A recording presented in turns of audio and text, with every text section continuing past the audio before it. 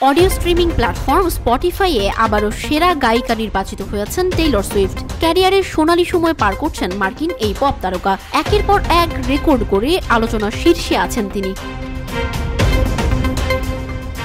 সম্প্রতি গান শোনার বিকল্প মাধ্যম হিসেবে বিশ্বজুড়ে জনপ্রিয় অডিও স্ট্রিমিং প্ল্যাটফর্ম স্পটিফাই প্রকাশ করেছে এবছরের তালিকা। স্পটিফাই র্যাপিড 2024 শীর্ষক এ তালিকায় সবচেয়ে জনপ্রিয় শিল্পী হিসেবে জ্বলজ্বল করছে টেইলর সুইফটের নাম। গত বছরও সেরা হয়েছিলেন তিনি।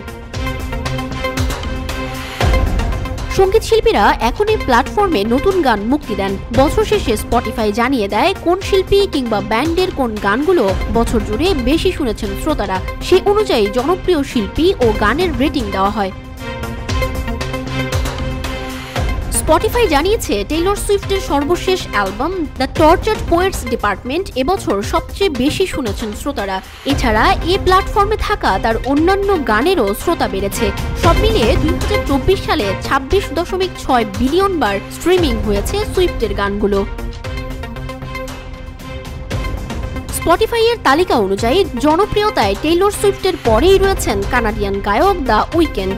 এছাড়া সেরা 10 শিল্পীর তালিকায় রয়েছেন bad Bunny, Drake, Billie Eilish, Travis Scott, Peso Pluma, Kanye West, Ariana Grande ও কলম্বিয়ান গায়ক ফেইট।